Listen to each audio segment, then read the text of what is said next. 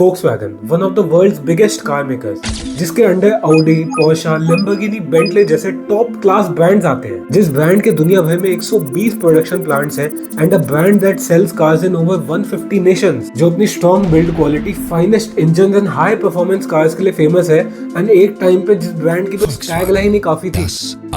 तो ऐसा क्या इंसिडेंट हुआ इस ब्रांड के 87 ईयर ओल्ड हेरिटेज में that almost destroyed Volkswagen's legacy, costed them billions of dollars and changed the auto industry forever? मैं हूं Kanishka and this is the story of Volkswagen's Dieselgate. Let's go back a little bit. 2008 से 2014 में VW was on a roll. It was literally the golden period of Volkswagen. And again, it's all down to Volkswagen. What is going on here is unbelievable. The share it nearly doubled this morning. It reached a level of 1,005 euros. VW की platform sharing strategy, modular engine and wide brand portfolio ने उन्हें help की to dominate markets like Russia, China and Europe. VW tech में बहुत ज्यादा invested था with their highly popular DSG gearboxes, Tiptronic automatic transmission and butter smooth TDI engines, जो लोगों को बहुत पसंद आते थे। It was one of the few car makers that was spending billions of dollars in R&D, or maybe one of the few brands who could. Cars were powerful, reliable and solid, and their diesel engine was loved by all for both performance and fuel economy.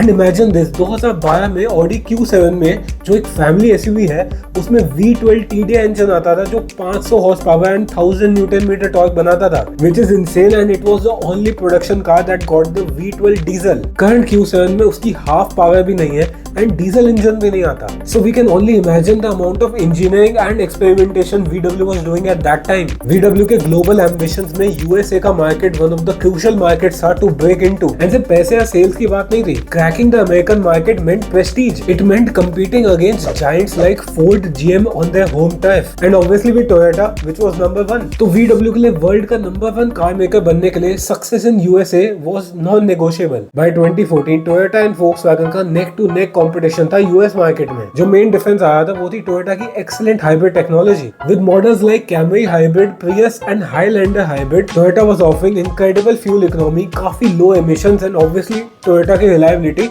जो लोगों को बहुत पसंद आ रही थी। उनकी cars ज्यादा practical थी एंड ज्यादा अफोर्डेबल थी दैन डीजल कार्स। Volkswagen भी अपना बेस्ट पोर्टफोलियो ऑफर कर रहा था, जेटा, पसाट, गोल्फ एंड सारे TDI इंजन्स, बट मार्केट थोड़ा हाइब्रिड की तरफ शिफ्ट हो रहा था। थोड़ी एमिशंस की अवेयरनेस बढ़ रही थी एंड लोगों को पता था कि डीजल लेस एनवायरमेंट फ्रेंडली है, and at that time USA में सबसे ज्यादा स्ट्रिक्ट एमिशन नॉर्म्स थे। इसलिए VW ने अपनी डीजल कार्स की एग्रेसिव मार्केटिंग चालू की under the clean diesel campaign, जिसमें VW ने बोला उनका डीजल परफेक्ट मिक्स है परफॉर्मेंस एंड फ्यूल इकोनॉमी का with low environment impact. How do you like my new car? I think it's beautiful, but aren't diesels dirty? Yeah, that's true. Oh, that used to be dirty. This is 2015. No. Hell no, man. Diesel in Latin means dirty. I'll prove it to you. You're gonna ruin your car. Oh, look what she's doing. See how clean it is? See how clean it is? ये कैसे हो गया?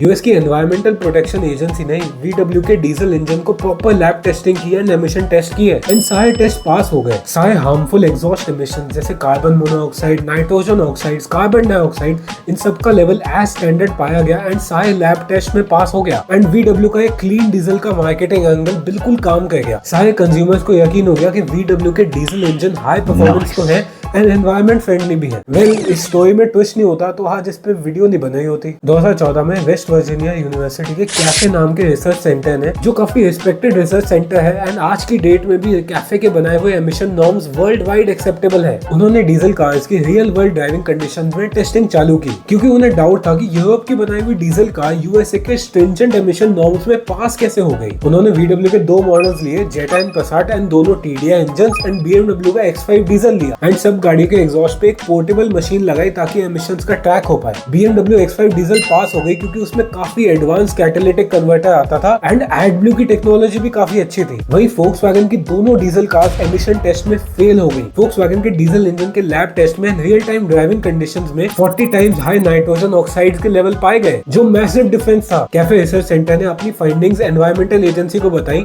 And EPA ने भी अपनी proper research and testing करने के बाद Volkswagen पर केस ठोक दिया, जिसमें उन्होंने Volkswagen को अक्यूज किया of using defeat devices to forge the lab test. VW ने इनिशियली सारे चार्जेस को डिनाई कर दिया and technical issues, poor testing, road condition जैसी चीजों पर ब्लेम डाल दिया। काफी महीनों के बैक एंड फोर्थ के बाद सच तो बाहर आना ही था। 2015 में Volkswagen ने फाइनली कन्फेस किया कि उनकी डीजल कार्स में डिफीट डिवाइसेस यूज हुए हैं। अब ये डिफीट डिवाइसेस था क्या? ये एक पीस ऑफ सॉफ्टवेयर था जो गाड़ी के ECU में प्रोग्राम था, जो डिटेक्ट कर लेता था कि गाड़ी की कब टेस्टिंग चालू है based on the steering input, air pressure and acceleration patterns. And सिर्फ लैब टेस्ट के टाइम ये सॉफ्टवेयर काम करता था एंड सारे एमिशंस कंट्रोल में आ जाते थे। एंड जैसी गाड़ी सड़क पे चलती थी ये सॉफ्टवेयर ऑफ हो जाता था एंड कस्टमर्स को डीजल इंजन से maximum performance and fuel economy मिलती थी and obviously 40 times higher fuel emissions. 2009 से 2015 में Volkswagen ने जितनी भी डीजल कार्स बनाई उनमें ये डिफीट डिवाइसेस इंस्टॉल्ड थे। यानी कि इस 6 साल के पीरियड में Volkswagen ने 1 करोड़ से प्लस डीजल कार्स बनाई एंड उन सब में ये फ्रॉड अननोटिस गया। VW के उस टाइम के CEO मार्टिन विंटरकॉर्न ने रिजाइन किया एंड काफी टॉप एग्जीक्यूटिव्स को फायर किया गया। एक की इंडिविजुअल जेम्स लियन जो 30 साल से Volkswagen में इंजीनियर थे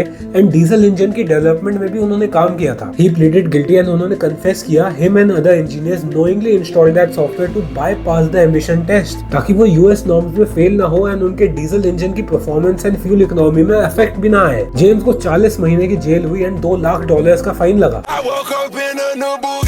2018 में CEO मार्टिन विंटरकॉर्न ने कन्फेस किया कि उन्हें डिफीट डिवाइसेस के बारे में पता था but he chose not to act and उन पे आज भी लीगल प्रोसीडिंग्स चालू हैं जर्मनी में। Volkswagen पर $30 बिलियन का फाइन लगा जिसमें से $18 बिलियन तो सिर्फ USA को मिले इन penalties, vehicle buybacks and environmental investments. लाखों गाड़ियों का रिकॉल हुआ, कस्टमर्स एंड डीलर्स सबके सिविल लॉसूट्स का भी पेमेंट करना पड़ा एंड US के क्लीन एयर इनिशिएटिव्स को भी Volkswagen ने फंड किया। इस पूरे स्कैंडल का इफेक्ट हमें इंडिया में काफी सालों बाद देखने को मिला क्योंकि उस टाइम पर जो एमिशंस थे उसमें रियल वर्ल्ड टेस्टिंग का कोई क्लॉज ही नहीं था, तो डीजल कार्स जो Volkswagen की थी वो लिमिट के अंदर एमिशंस करती थी। एंड हम सबको पता है इस स्कैंडल के बाद क्या हुआ। VW ने सैडली डीजल कार्स बनाना ही बंद कर दी एंड पिवट कर दिया पेट्रोल एंड इलेक्ट्रिक कार्स पर। इतने डार्क टाइम्स के बावजूद भी Volkswagen की यूरोपियन सेल्स में सिर्फ 2% का डिप आया, जिसका एक ही रीजन हो सकता है कि customers don't actually care about emissions. उनको बस परफॉर्मेंस एंड फ्यूल इकोनॉमी चाहिए जो VW के डीजल इंजन देते थे। Volkswagen ने अपना पूरा रीब्रांडिंग की एज अ ग्रीन ऑटोमेकर